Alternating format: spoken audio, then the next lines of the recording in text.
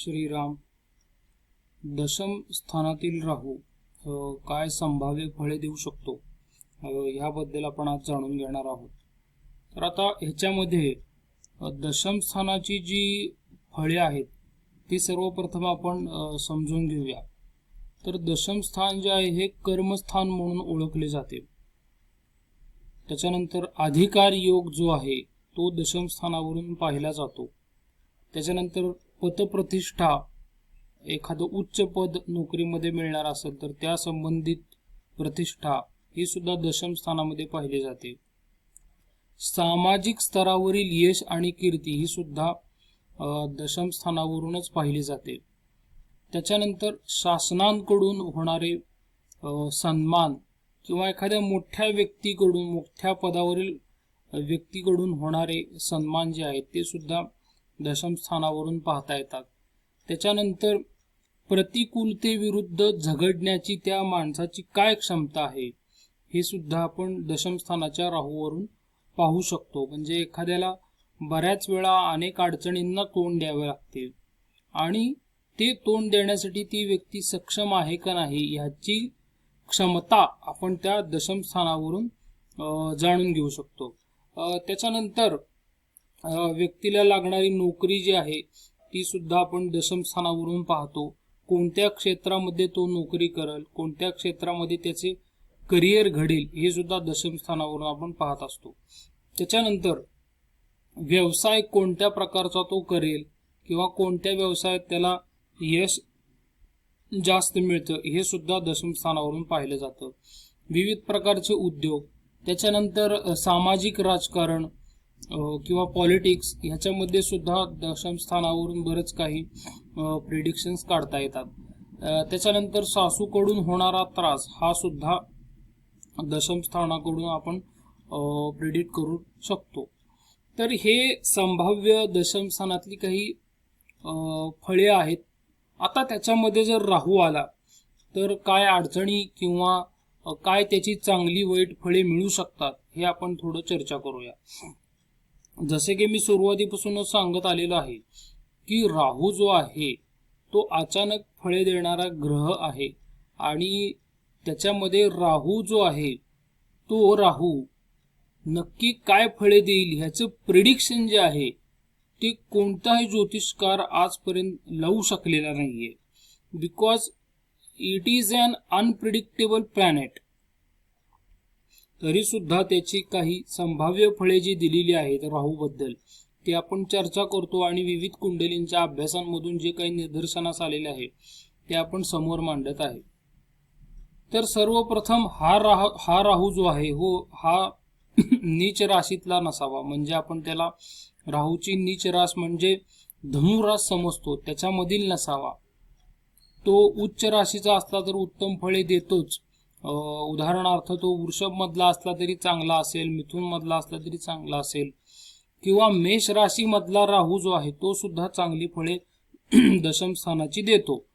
मग चांगली फळे मी जी आता इथं व्हिडिओमध्ये उजव्या बाजूला लिहिलेली आहेत ती सर्व चांगली फळे आहेत.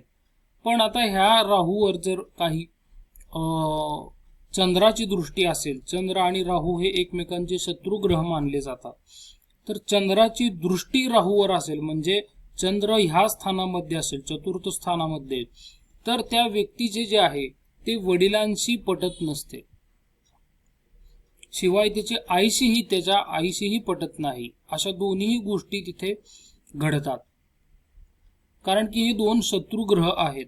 आता काही ज्योतिषकार तुम्हाला सांगतील की वडिलांचे स्थान हे नवम स्थान आहेत, काही ज्योतिषकार सांगतील की वडिलांचे स्थान जे आहे ते दशम स्थान आहेत.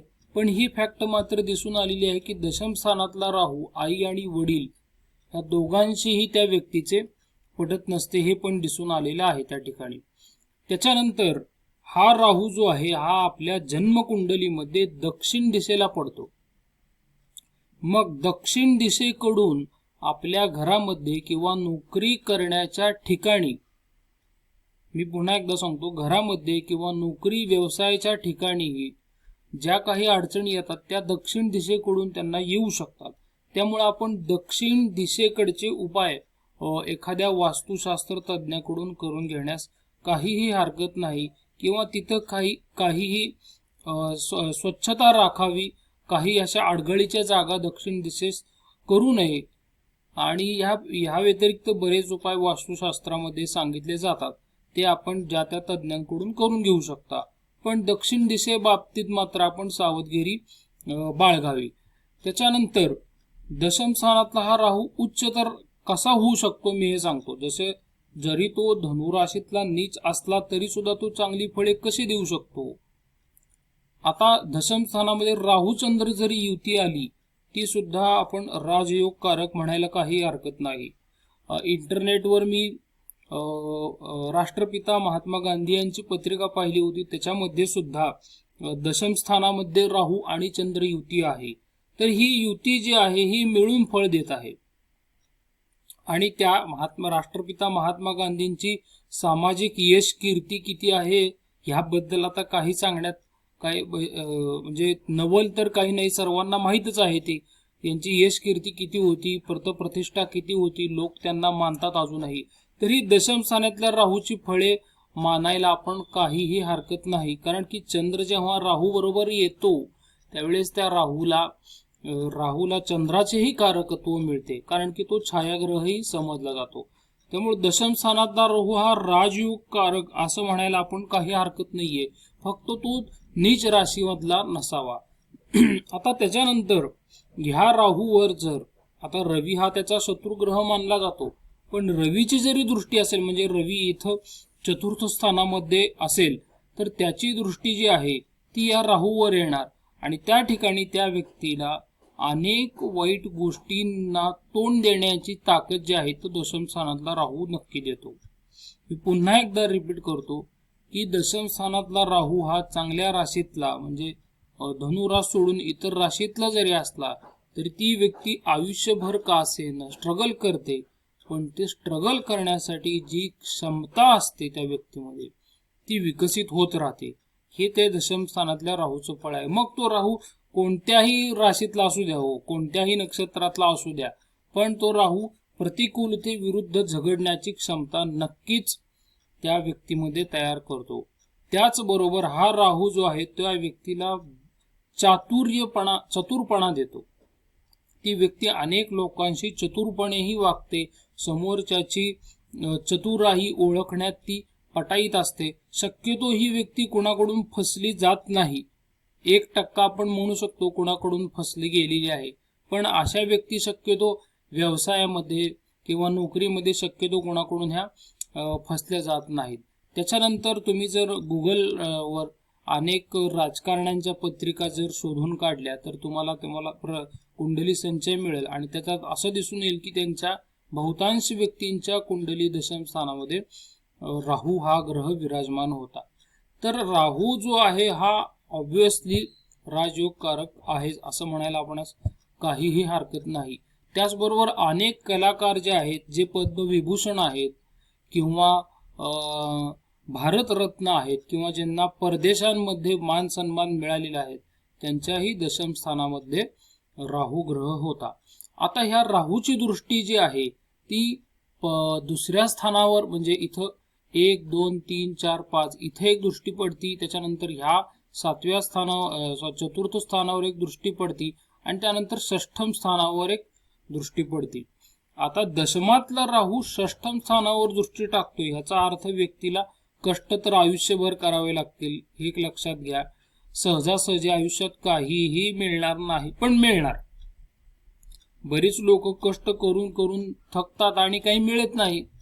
पण दशम स्थानातला राहूची खासियतच वेगळी आहे. कष्ट करून करून तो देतो, तरी फळ त्या व्यक्तीला देतो आणि त्याचं समाधान त्याच्यावर राहतं.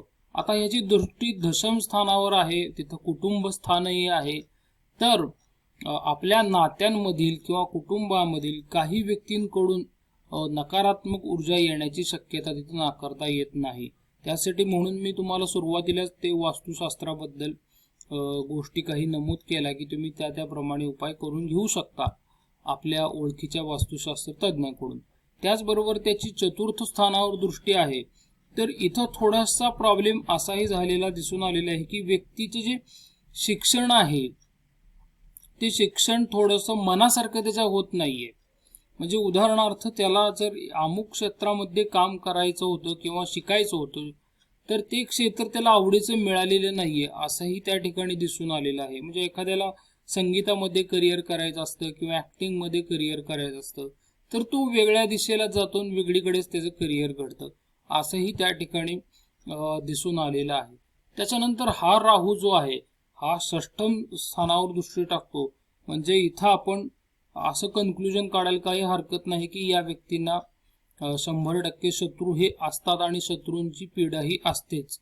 पण त्याचबरोबर ही व्यक्ती असतानाच घट्ट असल्यामुळं ते कोणता शत्रू त्यांच्यासमोर टिकाव धरणार नाही. एक वेळ मी असं म्हटलं असतं की षष्ठम स्थानात राहू आहे तर थोडाफार शत्रूंपासून त्रास होईल, पण दशम स्थानातला राहू असेल तर तो शत्रूवर विजय तर नक्की मिळवतो बघा.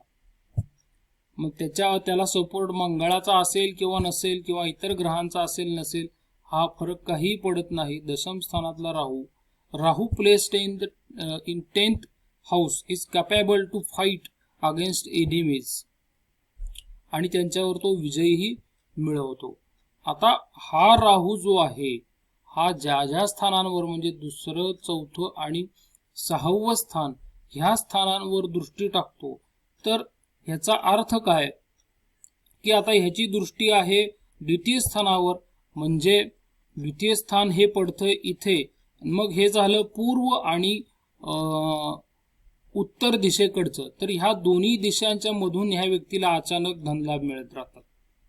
त्याचबरोबर ह्या व्यक्तीला उत्तर दिशेकडूनही अचानक धनलाभ मिळणार आणि त्याचबरोबर वायव्य दिशा म्हणजे ही दिशा ज्याला आपण इथे नॉर्थ आणि इथे वेस्ट, तर नॉर्थ वेस्ट ही जी दिशा आहे ज्याला आपण वायव्य दिशा म्हणतो, ह्या दिशेमधूनही त्याला अचानक धनलाभ जे आहेत ते मिळत राहतात. फक्त तो मिळालेला जो धनलाभ आहे तो दक्षिण दिशा म्हणजे जिथं राहू प्लेस आहे त्या दक्षिण दिशेकडे तो वाया जाण्याची शक्यता दिसून येते. म्हणजे त्याला धनलाभ जे आहेत हे 3 दिशांमधून मिळतात, पण दक्षिण दिशेकडे तो धनलाभ जो आहे तो लॉस किंवा वाया जाण्याची शक्यता तिथे दिसून येते. तर असा तो दशम स्थानातला राहू आहे. आता थोडीशी एक इम्पॉर्टंट गोष्ट मी इथं सांगू इच्छितो की जर राहू दशम स्थानात आहे आणि त्याचबरोबर पत्रिकेमध्ये विपरीत राजयोग आहे, म्हणजे विपरीत राजयोग म्हणजे काय, 6, 8 आणि 12 ह्या स्थानांमध्ये एखादा ग्रह बसला असेल आणि जन्मकुंडलीतला जो लग्नेश आहे हा जर चांगल्या स्थितीमध्ये असेल किंवा तो राहूच्या दृष्टीत असेल, मी एक सांगतो बरं का, कारण की हा दशम स्थानातल्या राहू बद्दल बोलतोय मी. ऍक्च्युली विपरीत राजयोगाचा राहूचा बऱ्यापैकी काही संबंध येत नाही, पण तशी जर केस असेल तर ती व्यक्ती कायम राजयोगात जगत असते. त्याला लहान वयातच मंत्रीपद मिळून जाते किंवा लहान वयात ती व्यक्ती चांगला ऍडमिनिस्ट्रेटर होते. कमी वयात अगदी नोकरीवर लागल्या 25-26 वर्षी सुद्धा ती ऍडमिनिस्ट्रेटर होऊ शकते. बरेचसे गव्हर्नमेंट मधले बरं का, बरेचसे गव्हर्नमेंट मधले क्लास 1 अधिकारी त्यांच्या पत्रिकांमध्ये दशम स्थानातला राहू आहे. तुम्ही बघा, तुम्ही UPSC मध्ये टॉप केलेल्या स्टुडंटच्या कुंडली उघडून पहा, तुम्हाला तिथे दिसून येईल राहू दशम स्थानात होता. मग ह्याला आपण राहूला निगेटिव्ह म्हणण्याचे काहीही कारण नाहीये आणि तो केंद्र स्थानात आहे. शक्यतो हा जो केंद्र स्थानामधला आहे म्हणजे 1, 4, 7, 10 ह्या स्थानांमधील राहू जो आहे तो नेहमी राजयोगकारक फळे देतो. क्वचितच 1-2 ठिकाणी असं दिसून येईल की त्याची वाईट फळे दिसलेली आहेत. तर ह्याच्यामध्ये असं आपण म्हणू शकू की दशम स्थानातला राहू जो आहे तो राहू व्यक्तीला फसवणुकीपासून दूर नेत आहे आणि लोकांपासून न फसण्याची कला जी आहे ती डेव्हलप करत आहे. हे त्या राहूचं काम जो आहे तो चांगलंच तो करत आहे. तर कला ती डेव्हलप होणं गरजेचं आहे. काही लोक भावनेच्या आहारी जाऊन कुठेतरी फसतात, तर तसं ह्या लोकांकडून झालेलं मला कधी दिसून आलेलं नाहीये. तर आता बऱ्यापैकी मी थोडक्यात तुम्हाला दशम स्थानातल्या राहूचं सांगण्याचा प्रयत्न केलेला आहे. अजून मी 2 तास जरी बोलत राहिलो तरी फार कमी आहे दशम स्थानातल्या राहूचं. तर व्हिडिओ कसा वाटला आपणास नक्की कमेंट्सद्वारे कळवा अशी माझी सर्वांना विनंती आहे. आणि व्हिडिओ शेवटपर्यंत पाहिल्याबद्दल आपले धन्यवाद.